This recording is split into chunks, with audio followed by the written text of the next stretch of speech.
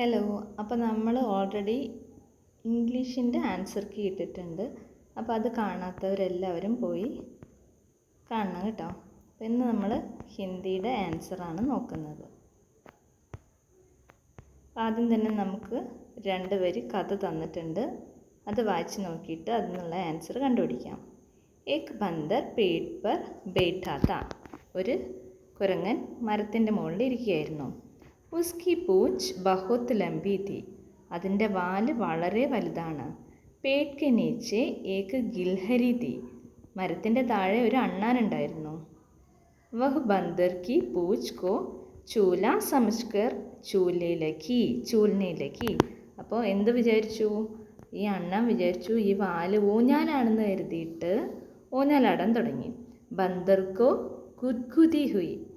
ബന്ദറിന് ഇക്കിളിയായി, കുരങ്ങന് ഇക്കിളിയായി അല്ലേ? അപ്പോൾ അതാണ് കഥ. ഇനി ആദ്യത്തെ ക്വസ്റ്റ്യൻ നോക്കാം. പേട് പർ കോൻ ബേഠാ ഥാ. മരത്തിൻ്റെ മുകളിൽ ആരാണിരുന്നത്? ബന്ദറാണല്ലേ. ഓക്കെ നോക്കൂ. അപ്പം ആൻസർ ബന്ദർ. Next question. ബന്ദർ കി പൂഞ്ച് കേസി തി. ബന്ദറിൻ്റെ വാല് എങ്ങനെയുള്ളതായിരുന്നു? ലംബി അല്ലേ? ഓക്കെ, ലംബി തി അല്ലേ? അടുത്ത ക്വസ്റ്റ്യൻ നോക്കാം. ഗിൽഹരി കഹാ തി. അണ്ണാൻ എവിടെയായിരുന്നു? പേട് കെ നീച്ചെ. മരത്തിൻ്റെ താഴെയായിരുന്നു അല്ലേ? ഗിൽഹരി താഴെയല്ലായിരുന്നോ? ഓക്കെ, ഇനി അടുത്ത ക്വസ്റ്റ്യൻ നോക്കാം. സഹി പ്രസ്താവ് ചുൻകർ ലിഖോ. ശരിയായ പ്രസ്താവന ഏതാ? ഇവിടെ ഓൾറെഡി നമ്മൾ കണ്ടെത്തിയിട്ടുണ്ട്. ഇതാണ് ആൻസർ. ഓക്കെ, ഗിൽഹരിനെ പൂഞ്ച് കോ ചൂല സംച. എന്താണ് വിചാരിച്ചത്? ഗിൽഹരി എന്ത് വിചാരിച്ചു? വാല് ഊഞ്ഞാലാണെന്ന് കരുതി അല്ലേ? ഓക്കെ, പിന്നെ അടുത്ത ചോദ്യം നോക്കാം. കിസ്കോ ഗുദ്ഗുദി ഹുയി. ആർക്കാണ് ഇക്കിളിയായത്? ബന്ദറിനാണല്ലേ. ബന്ദർക്കോ. ഓക്കെ, ബന്ദറിനാണ് ഇക്കിളിയായത്. Next question. बादलदानी कविता का यह अंश पढ़ो और प्रश्नों के उत्तर लिखो. ബാദൽദാനിയിലെ കുറച്ച് 4 വരികൾ കൊടുത്തിട്ടുണ്ട്. ഇത് വായിച്ചിട്ട് ഉത്തരം എഴുതാം. പ്യാസി ചിടിയ പ്യാസി ഗയ്യ ഗാലി ഹേ സബ് താൽ തലയ്യ സൂഖെ ഘാട്ട് പടി ഹേ നയ്യ ഹുയി മച്ലിയോ കോ ഹൈറാനി. ഓക്കെ, കവിത വായിച്ചല്ലോ. നമുക്ക് ക്വസ്റ്റ്യൻ നോക്കാം. ഘാട്ട് പർ ക്യാ പടി ഹേ. ഘാട്ടിൽ എന്തായിരുന്നു? അവിടെ നയ്യ ആയിരുന്നു അല്ലേ? യെസ്, നയ്യ ആയിരുന്നു. ഓക്കെ, അടുത്ത ക്വസ്റ്റ്യൻ. പാനി ജീവൻ കാ ആധാർ ഹേ. ഇസ് ആശയ പർ പോസ്റ്റർ തയ്യാർ കരോ.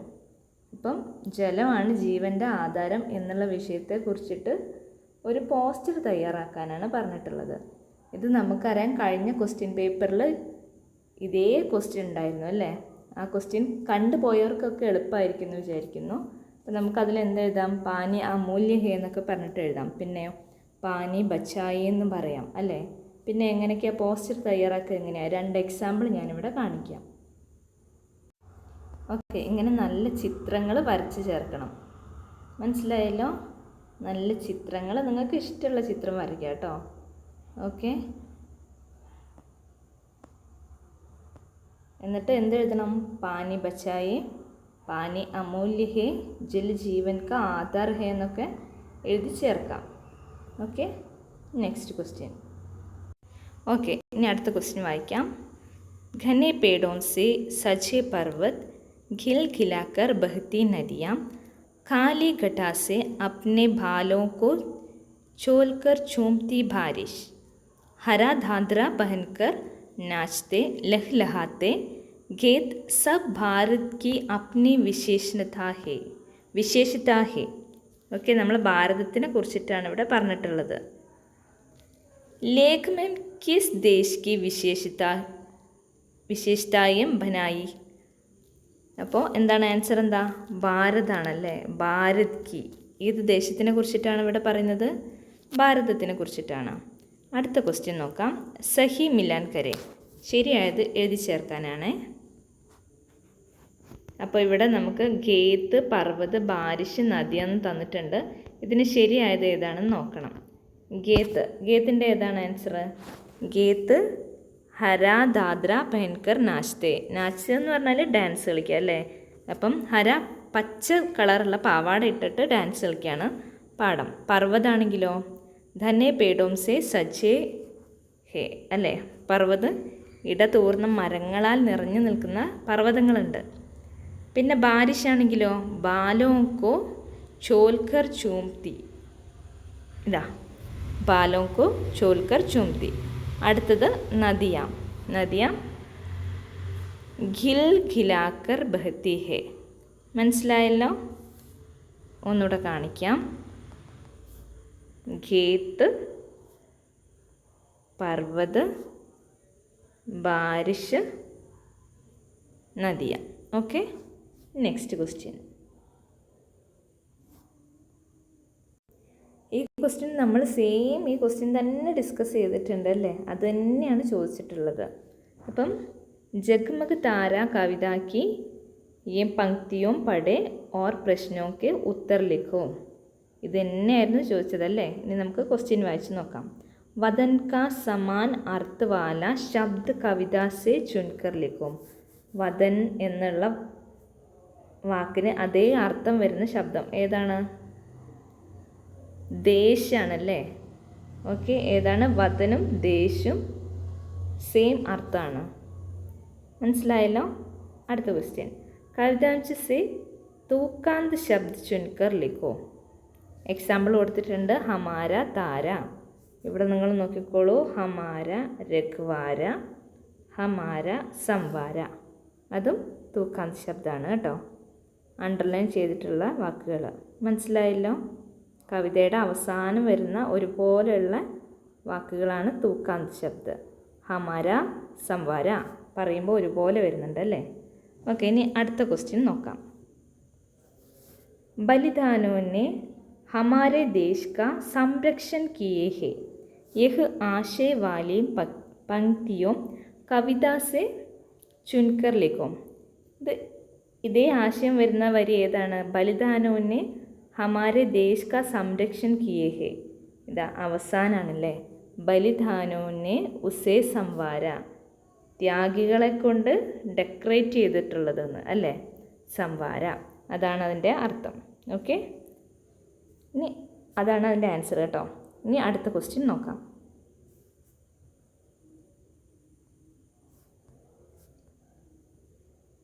ഓക്കെ, അടുത്തത് നമുക്കൊരു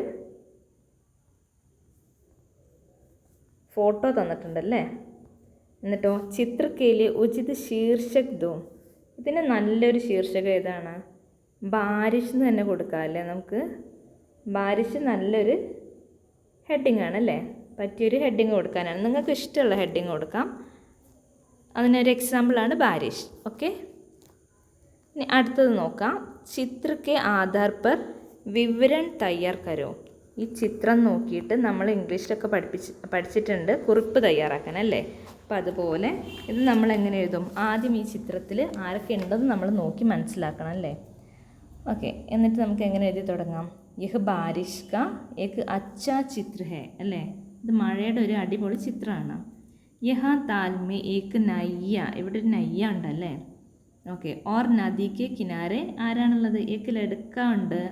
പിന്നെയോ ഉസ്കെ പാസ് ഏക് മേണ്ടക്ക് ഉണ്ടല്ലേ. മേണ്ടക്ക് ഉണ്ട്. പിന്നെ എല്ലാവരും ഖുഷ് ആണല്ലേ. എല്ലാവരും ഭയങ്കര സന്തോഷത്തിലാണ്. ഇവിടെ ഒരു ഘറുണ്ട്, പേടുണ്ട്, പിന്നെ ബാരിഷ്. ഇതെല്ലാം എഴുതി ചേർക്കണം കേട്ടോ.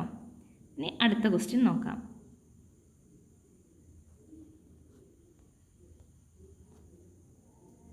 ഓക്കെ, അടുത്തത് ഭയങ്കര സിമ്പിളായിട്ടുള്ള ക്വസ്റ്റ്യൻ ആയിരുന്നു അല്ലേ. ചിത്രോങ്കോ പഹചാനെ ഓർ വർഗ് പഹേലി ബുച്ചായി. ഇത് സിമ്പിളല്ലേ. ഇത് എന്തൊക്കെയാണെന്ന് ഇവിടെ നമുക്ക് ഓൾറെഡി കൊടുത്തിട്ടുണ്ട്. മോറ്, ബാദൽ, ഫൂൽ, മേൻടക്ക്, ഹിരൺ. ഇതാരൊക്കെയാണ്? ഇതാരാണ്? ആദ്യം തന്നെ ആരായിരിക്കുന്നത്?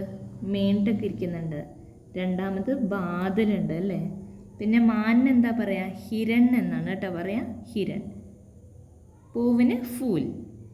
ഫൂൽ. ഓക്കെ, അടുത്തതോ മയിലിന് എന്താ പറയുക? മോർ. ഓക്കെ, അപ്പോൾ നിങ്ങൾക്ക് ഇവിടെ എഴുതിയിട്ടുണ്ട്. ഇത് നന്നായിട്ട് നോക്കാം. എന്നിട്ട് ഇതുപോലെ തന്നെ എഴുതാം. മനസ്സിലായല്ലോ? അപ്പോൾ ഹിന്ദി വളരെ എളുപ്പമായിരുന്നു അല്ലേ? അപ്പോൾ നമുക്ക് പേപ്പറൊക്കെ കിട്ടുമ്പോൾ നല്ല മാർക്ക് നിങ്ങൾ സ്കോർ ചെയ്യുമെന്ന് വിചാരിക്കുന്നു. അപ്പോൾ ഇത്രയാണ് ഹിന്ദിയിലെ ക്വസ്റ്റ്യൻസ്. നമുക്കിവിടെ താഴെ തന്നെ തന്നിട്ടുണ്ട്. അത് ഓർഡർ അനുസരിച്ച് ഇവിടെ ക്വസ്റ്റ്യൻ തന്നിട്ടുണ്ട്. ഇവിടെ ഇതാ കണ്ടോ, ഓരോ ചിത്രത്തിനും ഓരോ നമ്പർ കൊടുത്തിട്ടുണ്ട്. അതിനനുസരിച്ച് നമ്മൾ മേണ്ടക്ക് എവിടെയാണുള്ളത്, മേണ്ടക്കിൻ്റെ നമ്പർ നോക്കുക, 1 അപ്പോൾ ഇവിടെ എഴുതുക മേണ്ടക്. ഓക്കെ. അടുത്തത് പൂവ് 4, അത് ഫൂൽ. പിന്നെയോ മേഘം 2, 2 ഇവിടെയാണല്ലേ, അപ്പം ബാദൽ. ഓക്കെ. നെക്സ്റ്റ് നമുക്കിനി 2 പേരും കൂടി ഉണ്ട്. മാനുണ്ടല്ലേ, മാനിൻ്റെ നമ്പർ എത്രയാണ്? 3, അപ്പം ഹിരൺ. അവസാനം 5 മോർ. ഓക്കെ. അപ്പോൾ അത്രയേ ഉള്ളൂ കേട്ടോ. ഇനി അടുത്ത ആൻസർ കീ അപ്ഡേറ്റ് ചെയ്യാം.